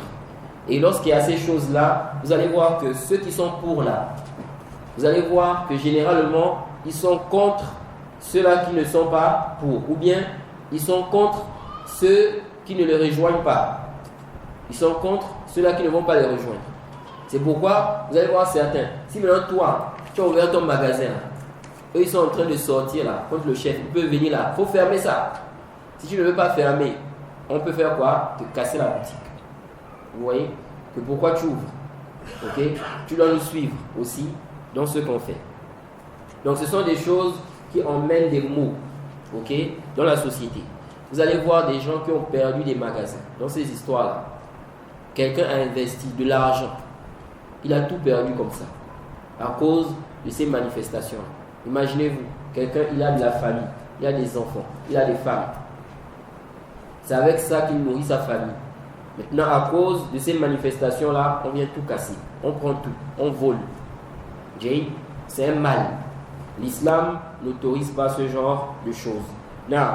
Et on avait vu le verset, n'est-ce pas, le verset 25 de la sourate 48, où Allah dit وَلَوْلَا رِجَالٌ مُؤْمِنُونَ وَنِسَاءٌ مُؤْمِنَاتٌ لَمْ تَعْلَمُوهُمْ أَنْ تَطَئُوهُمْ فَتُصِيبَكُم مِّنْهُمْ مَعَرَّةٌ بِغَيْرِ عِلْمٍ لِيُدْخِلَ اللَّهُ فِي رَحْمَتِهِ مَنْ يَشَاءُ لَوْ تَزَيَّلُوا لَعَذَّبْنَا الَّذِينَ كَفَرُوا مِنْهُمْ عَذَابًا أَلِيمًا. Dans ce verset, n'est-ce pas, Allah ici là nous mentionne le cas des musulmans à la Mecque. Ok, il y avait des musulmans qui cachaient leur foi. Et Allah n'a pas autorisé de combattre, de tuer les mécréants, parce qu'en le faisant, on devait tuer des musulmans, donc des innocents. N'est-ce pas? Ça montre quoi? Ça montre que si, pour enlever le chef là, on doit tuer des innocents, ou bien on doit tuer des musulmans, il y a des gens qui doivent mourir. Ce n'est pas autorisé. Ok? Ça fait partie du djihad. Ou bien du suivi de la passion. De dire, pour la liberté, il faut des sacrifices. Il faut sacrifier les enfants des autres. Lui-même, parfois, ses enfants sont en Europe là-bas. Ils apprennent bien là-bas. Mais il incite les gens à sortir. Les enfants des autres. Il y a des familles, chez nous au Gabon, jusqu'à aujourd'hui là, ils sont en train de regretter, pleurer leurs enfants qui sont sortis dans ces histoires-là. Vous voyez? Jusqu'à, on a vu quelqu'un qui a dit, qui t'a envoyé? Pourquoi tu es parti? Donc ce sont, n'est-ce pas, des choses qui sont contraires à l'islam. De même aussi, le prophète Mohammed sallallahu alayhi wa sallam a mis en garde, on va voir ce hadith-là, contre le fait de tuer des innocents. On va voir ce hadith ici. Donc le cheikh ici a dit, si maintenant le chef du pays là, ok, on a ici un chef, quelqu'un qui a occupé un pays des musulmans, ok, est-ce une condition ici qu'on ait la capacité de l'enlever? Non. Non. فالجواب هؤلاء المستعمرون ليسوا من أمرائنا لكن كل الواجبات لابد فيها من قدرة بقول الله تعالى فاتقوا الله ما استطعتم. Non. Donc le chef ici parle de quelqu'un qui a occupé, n'est-ce pas, un pays des musulmans. Il a colonisé ça. Ok? Est-ce que ici il faut la capacité pour l'enlever? Le chef dit, ces colonisateurs-là, il dit, ils ne font pas partie de nos gouverneurs, nos dirigeants. Ok? Il dit cependant, chaque obligation, il faut impérativement la capacité. Car Allah a dit ici, et craignez Allah, n'est-ce pas, comme vous le pouvez. Ok? Comme vous pouvez. Donc, le chef ici veut dire quoi? Il veut parler ici d'un chef qui n'est pas musulman. Ok? Un chef qui n'est pas musulman. Non. فإذا قال قائل لماذا لا نقول إن هذا مثل موقف الإمام أحمد رحمه الله لأنه إذا لم تكن هناك مقاومة فسيذهب حق المسلمين. Non. Il dit, si quelqu'un dit, pourquoi nous ne disons pas que c'est comme ce qui s'est passé à l'époque de l'imam Ahmad?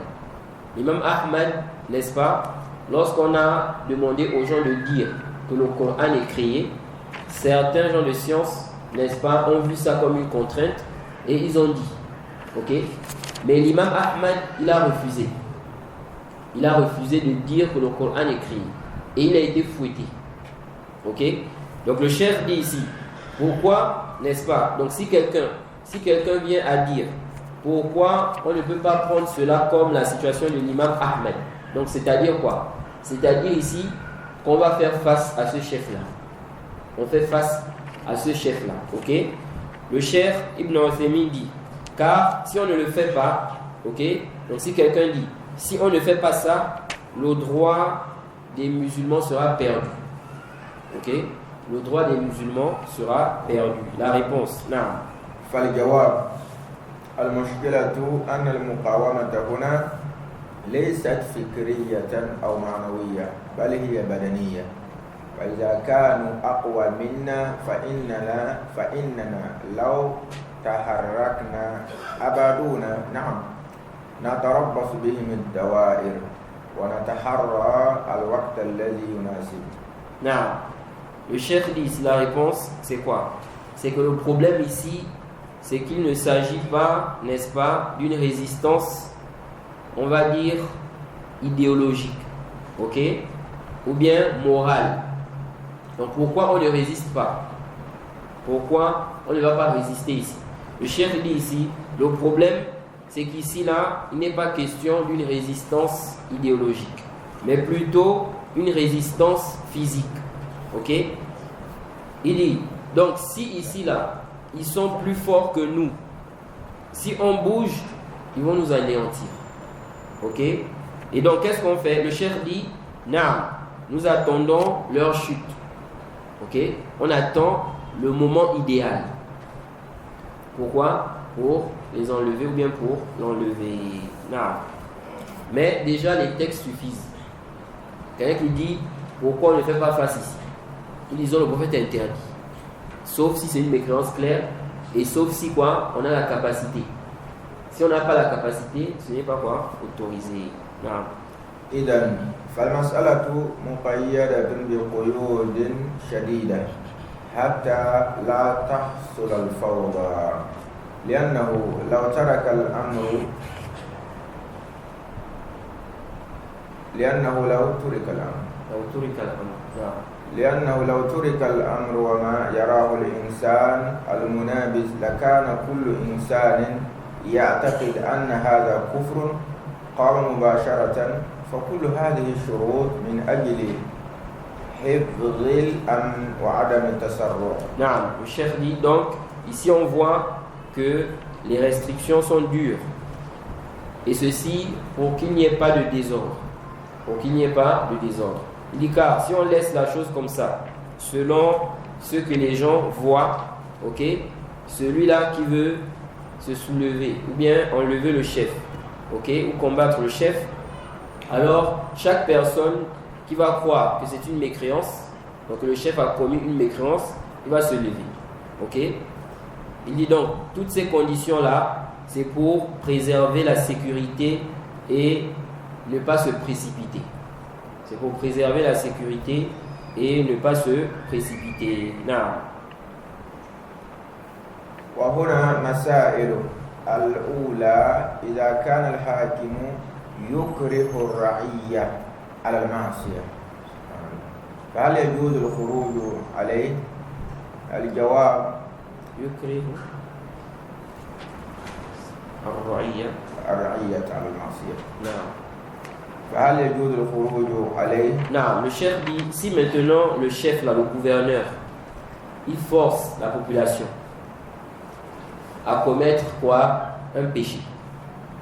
Il a imposé une chose par exemple dans le pays. Ça là, dans l'islam c'est interdit. Mais il impose ça à la population. Tu dois nécessairement faire ça. Ok? Est-ce que ici là on sort contre lui? Le cheikh dit, non. الجواب إذا كان يستحلها مع علمه بأنها معصية فلا بأس. أما إذا كان لا يستحلها وهو يعلم أنها معصية فلا يجوز الخروج عليه لأن النبي صلى الله عليه وعلى آله وسلم إنما أجاز إذا كان كافرا كفرا صريحا عندنا فيه من الله برهان بشرط القدرة على إزالته. Non, le cheikh dit ici là, il dit si il voit que c'est halal et il a connaissance de l'interdiction. Donc ce n'est pas il voit que c'est halal mais il ignore. Il est ignorant. Ok? Celui-là il ne devient pas mécréant. Il dit si il voit que c'est halal tout en sachant, donc il connaît, ou bien on a mentionné les preuves, il est au courant de ça, mais il voit que c'est halal. Ok, à ce moment-là, le cheikh dit il n'y a pas de mal. On peut ici sortir contre lui, car, n'est-ce pas, il a apostasie, il est devenu mécréant. Il dit, mais dans le cas où il ne voit pas que c'est halal, il sait que c'est un péché, ce n'est pas permis. Ça aussi, les gens qui se sont égarés dans ça. Ils ont pensé que le fait que le chef impose, ok, il impose à la population une chose qui constitue un péché. Ça, c'est la preuve que c'est une mécréance. Comment on peut dire qu'il faut écouter, obéir à tel chef, alors qu'il impose telle ou telle chose? Ça, c'est clair que c'est une mécréance. Parce qu'il a imposé ça. Ça montre qu'il voit que c'est halal. Ça, c'est complètement bâtiloun. Tout celui qui va forcer quelqu'un à commettre un péché qui n'est pas une grande mécréance, il ne devient pas mécréant. Sauf s'il voit que c'est permis. Ok? Maintenant, le cas du violeur. Je donne souvent cet exemple aux gens. Maintenant, le cas du violeur. Un violeur.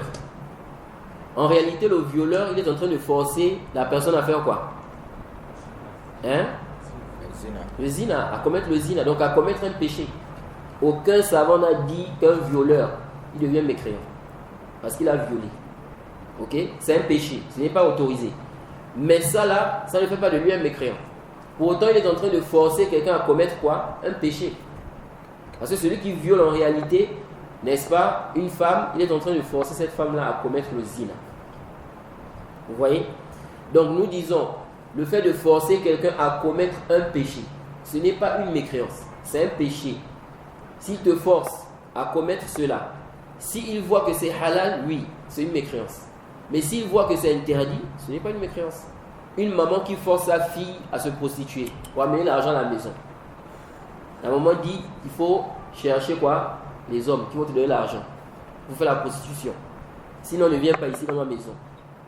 Ok? Elle est devenue mécréante? Non. Ok? Sauf si elle voit que c'est halal. Si elle voit que c'est halal de faire ça, elle devient mécréante. Mais si elle sait que c'est interdit, mais elle suit sa passion. Comme celui qui commet un péché. Ou bien papa, il envoie son enfant aller cambrioler la banque. Ou bien, il force l'enfant à détourner des fonds. Ok? Tout ceci ne constitue pas une mécréance. Il faut que la personne voit que c'est halal. Donc il ne faut pas confondre les choses. C'est pourquoi beaucoup de gens, parmi les khawarij là, beaucoup qui font le takfir des gouverneurs là, quand vous regardez bien en profondeur, vous allez voir que beaucoup ne connaissent même pas c'est quoi la mécréance. Ils confondent ce qui est mécréance, ce qui n'est pas mécréance. Et ils font le takfir des gens. Et le pire, c'est qu'ils ne se limitent pas là. Ils vont aussi faire le takfir de ceux qui ne vont pas les suivre dans leur takfir. Donc si vous ne les suivez pas là, si toi tu vois que le chef là est toujours musulman, tu deviens kafir toi-même. Donc on peut faire même le takfir de tout un village. On va te dire dans le village il n'y a pas de musulmans là-bas. Il n'y a aucun musulman là-bas. Donc s'il vient même là-bas, il ne va pas prier dans les mosquées. Parce qu'il estime que tous les imams qui sont là-bas, là, ce ne sont pas des musulmans. Parce qu'il voit que le chef du pays est musulman. Vous voyez? Et quand tu vas lui demander pourquoi tu as fait le takfir, quand il commence à détailler là, tu te rends compte que ce n'est même pas une mécréance. Vous voyez? Encore celui qui a fait le takfir sur base d'une mécréance. Mais les conditions n'ont pas été réunies. Mais celui-là, ce n'est même pas une mécréance. Comme ceux qui disent non, si le chef, n'est-ce pas, fait des traités avec les non-musulmans, il devient directement kafir. Vous voyez? Alors que ça là, ce n'est pas une mécréance. Un chef, il a un traité de paix avec un pays de mécréance. Il voit que c'est une mécréance. Si toi tu ne fais pas le takfir là, tu es devenu mécréant. Ou bien tu es mourji. Vous voyez? Tout ceci c'est quoi? C'est le jahl.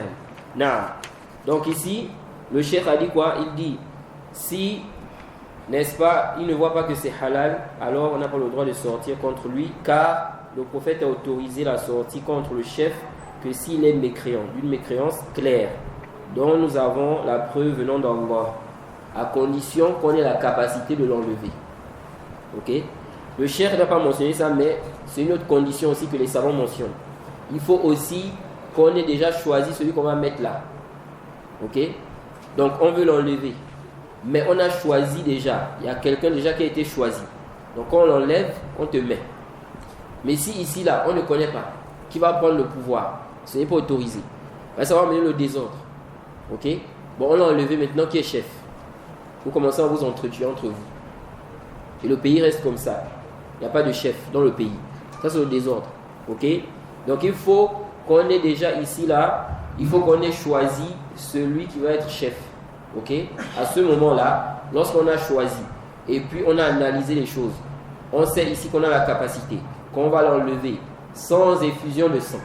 Donc on va arriver devant lui, par exemple, là, il va laisser. Il ne va pas résister. Il ne va pas chercher à combattre. Ok? Il va partir. Ici, là, à ce moment, on dit quoi? On peut le faire. Ok? S'il est quoi? Mécréant, comme le chef a expliqué ici. Naam.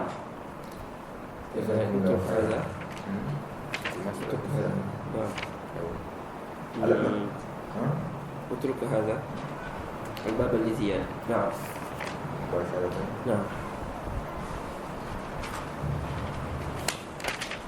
باب الإمام. باب الإمام جنة يقاتل من ورائه ويتقى به. نعم. L'imam Nawawi dit ici, chapitre, l'imam est un bouclier.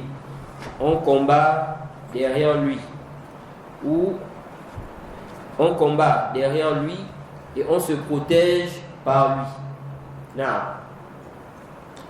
عن أبي هريرة عن النبي صلى الله عليه وسلم قال إنما الإمام جنة يقاتل من ورائه ويتقى به فإن أمر بتقوى الله عز وجل وعدل كان له بذلك أجر وإن يأمر بغيره كان عليه منه. Ensuite, l'imam Muslim nous cite un hadith ici, d'après Abu Huraira. Le prophète Muhammad sallallahu alayhi wa sallam a dit, l'imam est un bouclier derrière lequel on combat et on se protège.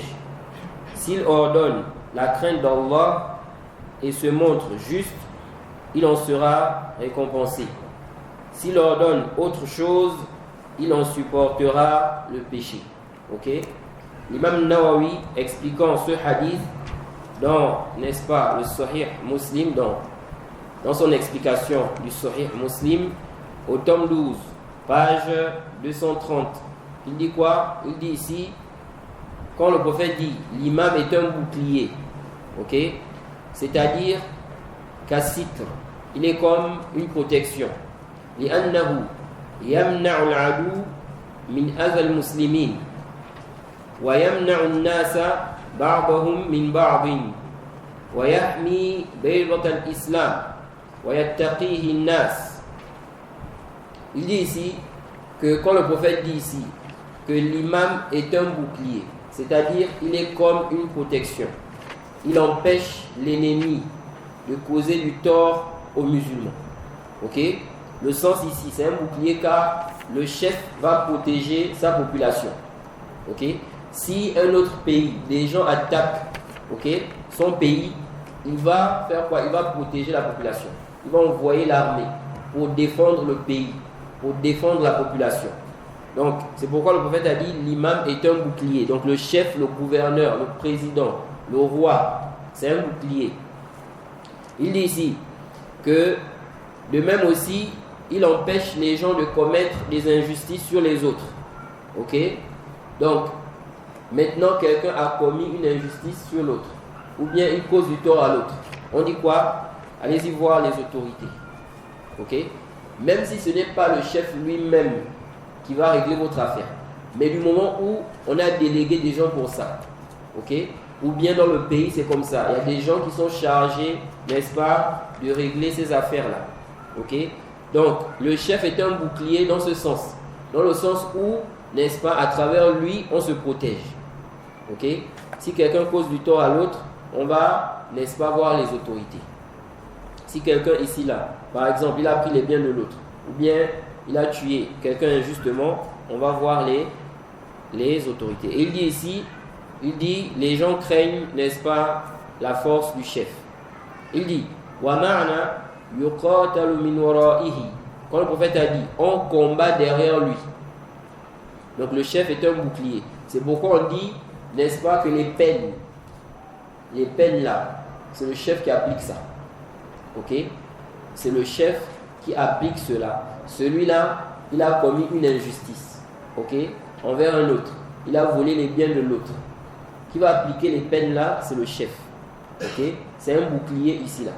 Ce n'est pas toi qui vas décider de toi-même d'appliquer cela. Il dit, donc on dit ici, on combat derrière lui. Ay yuqatalu ma'ahu al-kuffar wal-burat wal-khawarij wa sa'iru ahli al-fasadi wal-zulmi mutlaqa. Il dit ici, on combat derrière lui, c'est-à-dire qu'on combat avec le dirigeant, les mécréants, les rebelles, les khawarij et le reste des gens, n'est-ce pas, de la corruption, les gens qui sèment la corruption sur la terre, de même les injustes de manière absolue. Ok? C'est pour cela qu'on dit combattre les khawarij, c'est avec le gouverneur. Ce n'est pas toi qui décides que je vais attraper les khawarij là-bas. Là, il faut que le gouverneur, n'est-ce pas, ait donné la permission. C'est avec le gouverneur. Ok? De même aussi, les rebelles. Le gouverneur a donné la permission que combattez ces rebelles-là. Ok? Faites comme ça, faites comme ci. Mais de toi-même, tu décides là. Ok? De même aussi, les gens qui sèment la corruption sur la terre. Les gens qui tuent les gens n'importe comment. Les injustes, ce sont les autorités. Ok? Donc si on a attrapé quelqu'un comme ça, on dit quoi? C'est pas à vous d'appliquer la peine. Il faut ramener ça, n'est-ce pas, aux autorités. Non. C'est pourquoi même le djihad, ça ne se fait pas sans le gouverneur. Si quelqu'un vous dit, sortez, allez-y combattre dans tel pays, Gaza, alors que ce n'est pas le gouverneur qui a recommandé cela, il ne faut pas aller. Ça ne réunit pas les conditions. Le prophète a dit, on combat derrière le gouverneur, derrière le chef. Il faut, n'est-ce pas, que ce soit, on est sous la tutelle ici, n'est-ce pas, d'un chef. Et ça, c'est connu. C'est pourquoi vous allez voir que même les non-musulmans, là, quand il s'agit des combats, les guerres, là, il faut quoi? Il faut un chef. Le chef qui va ordonner à l'armée, allez-y là-bas, faites comme ça, faites comme ça.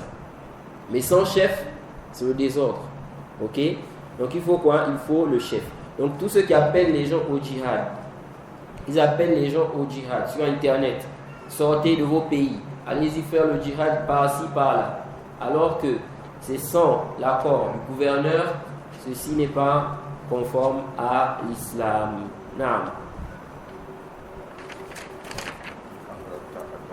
نعم قوله يقول الشيخ محمد بن صالح العثيمين رحمه الله قوله صلى الله عليه وسلم وإن يأمر بغيره كان عليه من الإثم الذي أمر به. نعم. Le chef dit ici quoi? Il dit, quand il a dit ici, si, n'est-ce pas, il ordonne autre chose, il en supportera le péché. Ok? Donc, le péché de ce qu'il a ordonné. Non. باب الوفاء ببيعة الخلفاء الأول فالأول. Non. Ensuite, l'imam al-Nawawi dit l'obligation de respecter le serment d'allégeance fait au calife, au chef, uniquement au premier d'entre eux. Ok? Donc, il y a un chef qui était là, ou bien qui est là. On a fait le serment d'allégeance.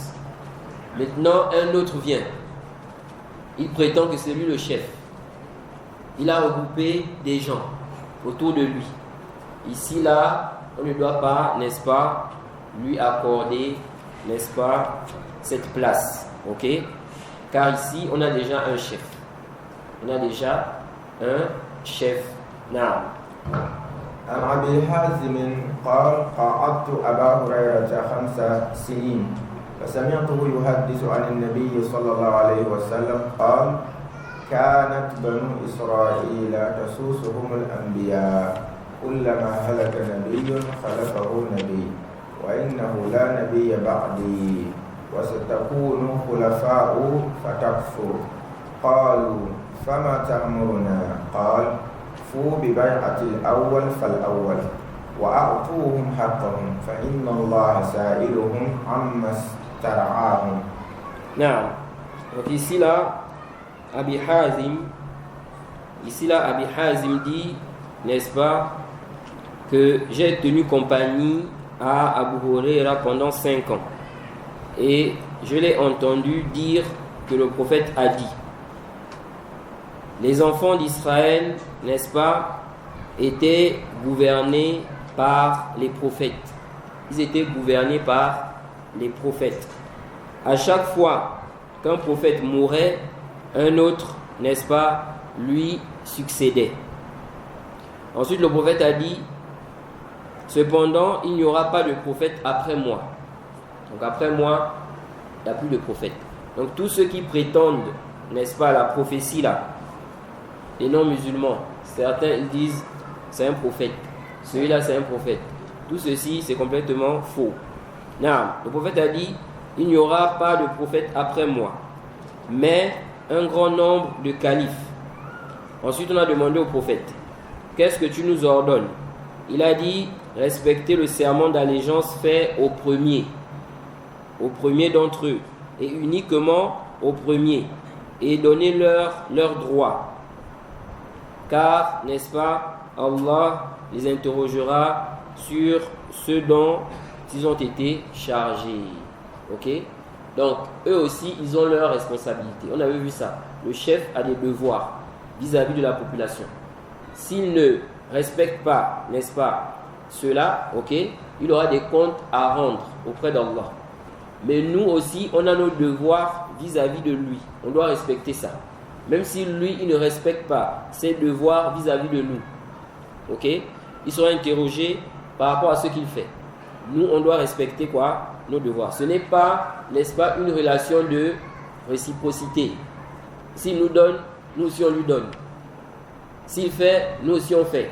Mais s'il ne nous donne pas nos droits, on ne donne pas aussi ses droits. Non, ce n'est pas comme ça ici. Non. Donc le prophète ici a dit quoi? Ils seront interrogés sur ce dont ils ont la charge. نعم. نعم.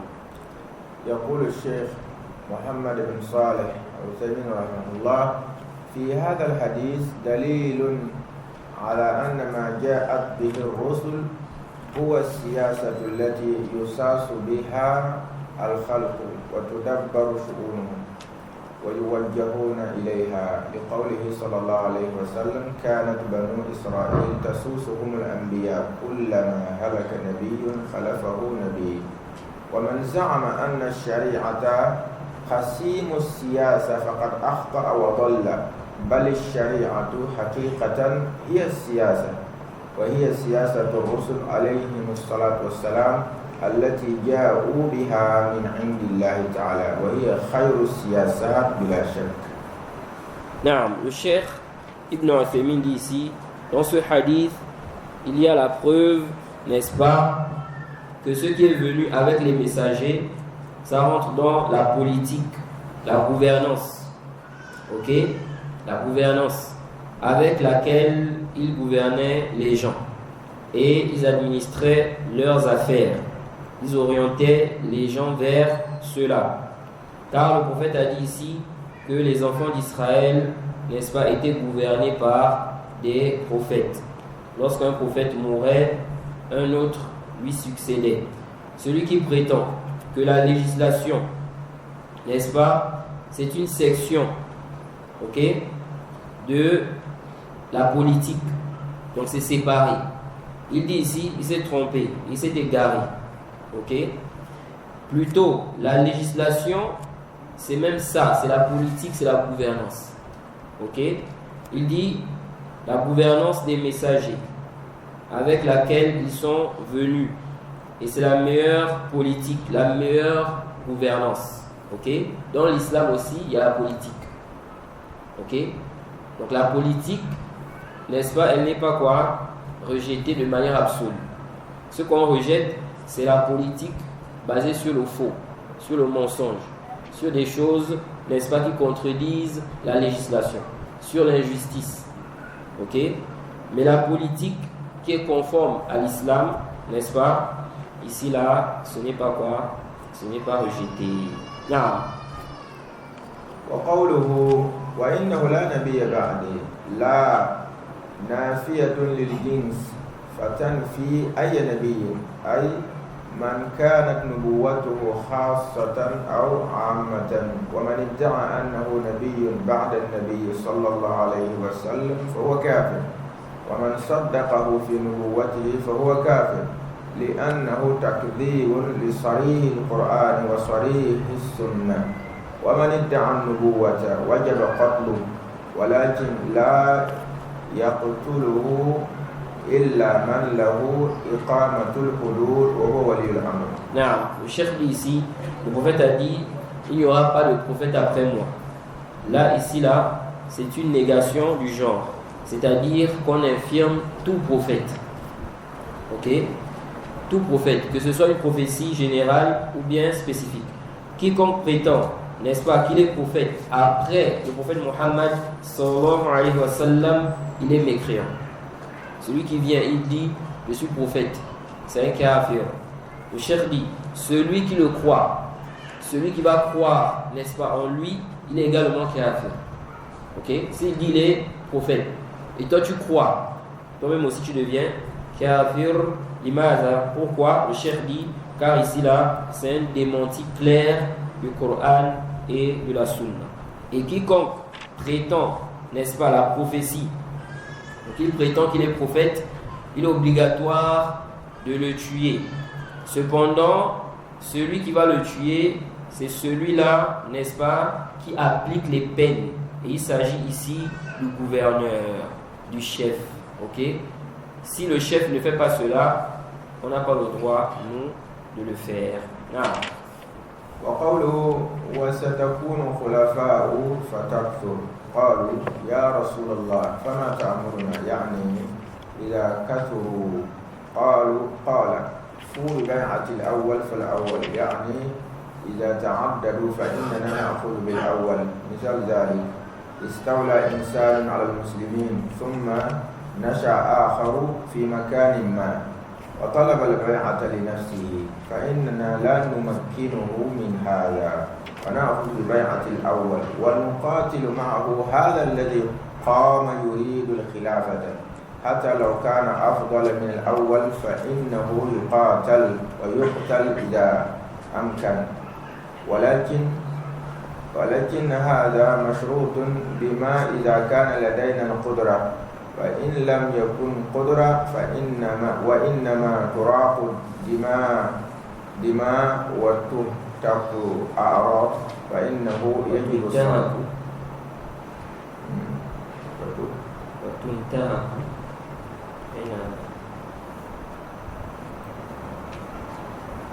وتنتهك أعراض فإنه يجب الصبر. Non. Le cheikh Ibn Uthaymin dit, quand il a dit ici, il y aura, n'est-ce pas, un grand nombre de califes, de chefs, de gouverneurs.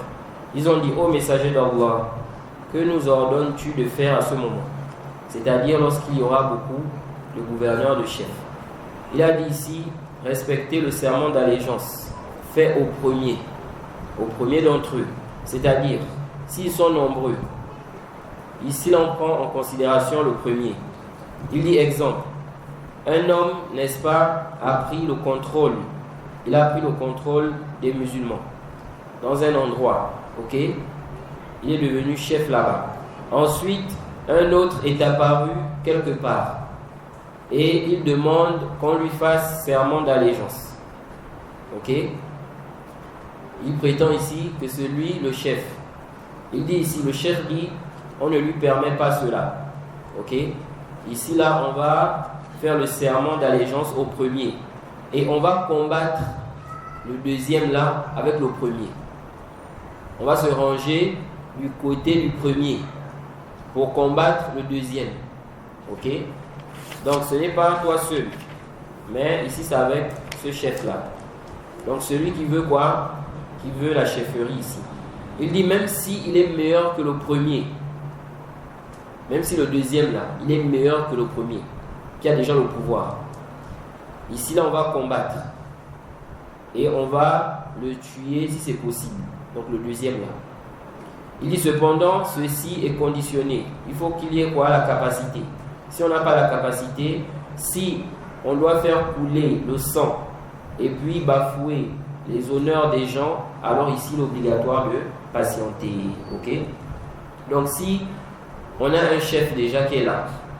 Maintenant, il y a un autre qui vient.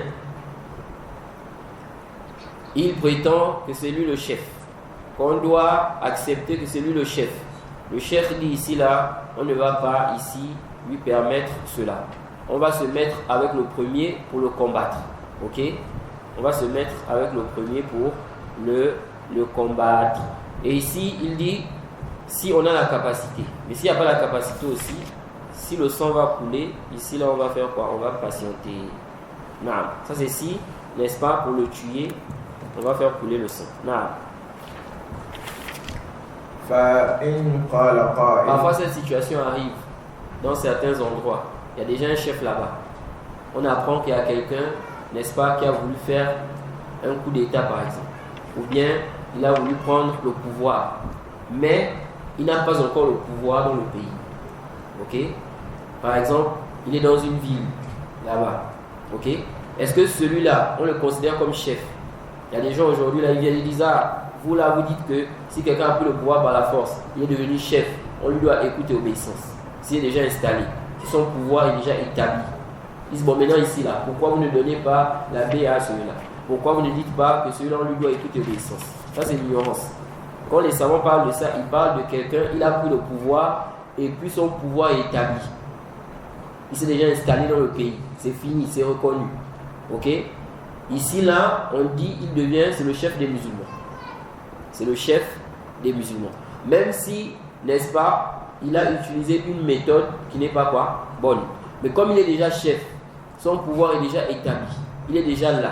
C'est un musulman. Il prie. Ici, là, il est quoi? Il est considéré comme le chef des musulmans. On lui doit écoute et obéissance. Ok? Now, et le prophète a dit quoi? Il a dit sauf si vous voyez une mécréance claire. Et dans une autre version, il a dit tant qu'il prie.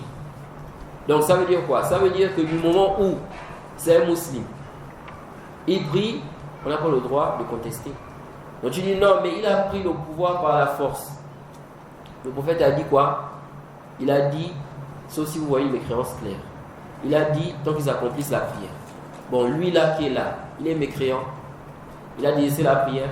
Donc s'il n'y a pas ça, on n'a pas le droit, n'est-ce pas, de le considérer comme quelqu'un qui n'est pas notre chef, ok? Et même si il a commis une mécréance, comme on a dit, si on n'a pas la capacité de l'enlever, alors on patiente.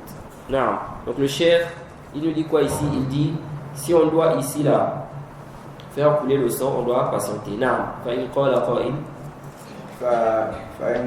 قائل فإن كان الأول كافرا واستتب له الأمر قلنا الكافر ليس له ولاية على المسلمين أصلا حتى لو استتب وإنما يتربص به الدوائر حتى يقضى عليه حسب القدرة فإن قال قائل إذا ساس الأمير الرعية بغير الشريعة فما الحكم؟ فالجواب إن خرج من الشريعة فإنه كافر ولا بد من شروط كما تقدم. نعم. Ensuite, le Cheikh Ibn Uthaymin dit, quelle est la situation si le premier est mécréant et son pouvoir est déjà établi? Donc, le premier chef là, c'est un mécréant. Ok? Maintenant, celui qui est venu, par exemple, c'est un musulman. On fait comment ici? Ça peut être aussi un mécréant. Le Cheikh dit ici là, le mécréant, n'est-ce pas, n'a pas d'autorité sur les musulmans à la base, même si son pouvoir est établi. Et ça par consensus. Ibn Hazm a mentionné dans Maratib al-Ijma' le consensus des gens de la Sunna, des gens de science, qu'un mécréant n'a pas d'autorité sur les musulmans. Il n'est pas chef des musulmans. Ok? Comme on l'avait dit ici là, il est chef dans le pays. Si dans le pays il est chef, on dit il est chef.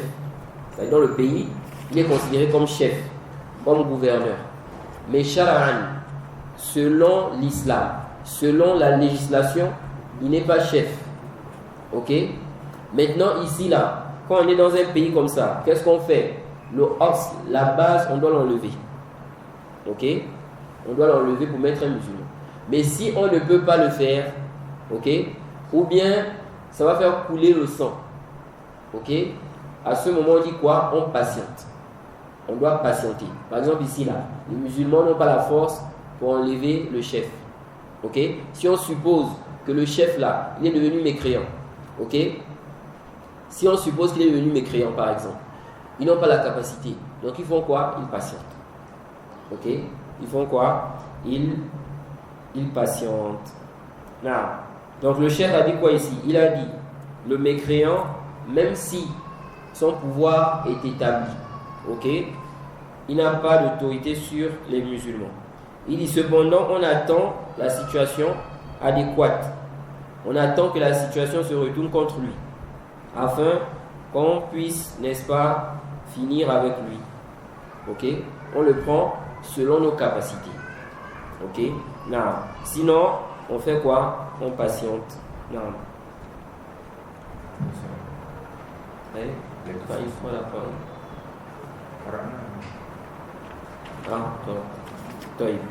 Ensuite, le chef a dit, si maintenant le chef gouverne la population avec une loi autre que la législation, quel est le jugement?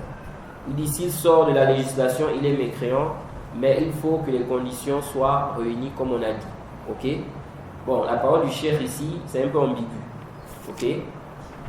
S'il gouverne le peuple avec une loi autre que la législation. Quand il dit ici, s'il sort de la législation, il est mécréant. C'est un peu ambigu. Nous disons, si le chef gouverne avec une loi autre que la loi d'Allah, ok? Nous disons, s'il voit que c'est permis de le faire, ou bien que la loi autre que la loi d'Allah, c'est meilleur, ou bien c'est égalité avec la loi d'Allah, alors il devient mécréant. Ok? Il devient quoi? Mécréant. Et ici, là, normalement, on doit l'enlever. Avec toutes les conditions qu'on a déjà citées. qui ne s'est pas réuni, on patiente. On écoute et on obéit pour l'intérêt général. Ok? Mais si, ici, là, il gouverne avec une loi autre que la loi d'Allah, il sait que ce n'est pas permis. Ici, là, il n'est pas mécréant, n'est-ce pas? Et on n'a pas le droit de se rebeller contre lui. Même si, n'est-ce pas, en réalité, on a la capacité. Non.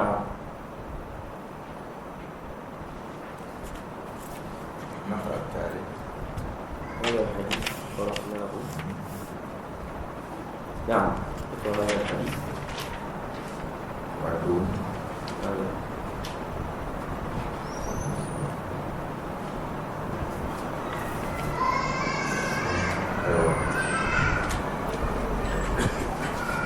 نعم عن زيد بن وهب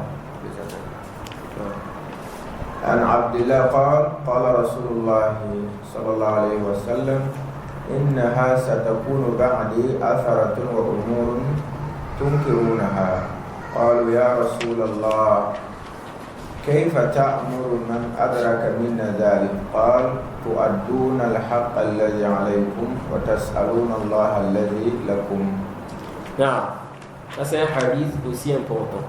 Le prophète dit ici dans le Sahih Muslim, il dit qu'il y aura, n'est-ce pas, du népotisme, des gouverneurs, n'est-ce pas, qui vont se donner des privilèges au détriment de la population, au détriment des gens. Ok? Et il y aura des choses qu'on va réprouver. Ils ont dit, ô messager d'Allah, qu'est-ce que tu nous ordonnes de faire à ce moment? Donc là on parle des gouverneurs qui se donnent des privilèges au détriment du peuple. Ok? Ils ont des voitures, des maisons, ils prennent l'argent, ok? L'argent du peuple, etc., etc. Le prophète a dit quoi? Ils ont demandé au prophète, qu'est-ce que tu nous ordonnes de faire à ce moment-là? Le prophète a dit, de vous acquitter de votre devoir vis-à-vis d'eux et de demander à Allah, n'est-ce pas, ce qui vous revient de droit. Le prophète n'a pas dit ici sortez. Quand vous allez voir ça, rébellez-vous. Ok? Sortez contre ces chefs-là. Il n'a pas dit ça. Il a dit acquittez-vous de vos devoirs vis-à-vis d'eux et demandez à Allah ce qui vous revient de droit. Donc il faut demander à Allah qu'Allah facilite, que le gouverneur nous donne nos droits. C'est ça. C'est ce que le prophète a recommandé. Il n'a pas recommandé de sortir et de se rébeller contre le chef. Alors, c'est à quelle heure la vanne? 10. Je crois qu'il est 10.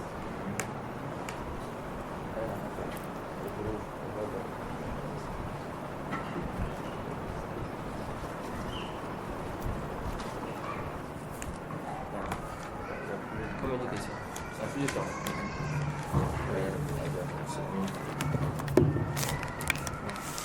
Comme c'est l'heure là, on va d'abord accomplir la prière. On se retrouve après la prière.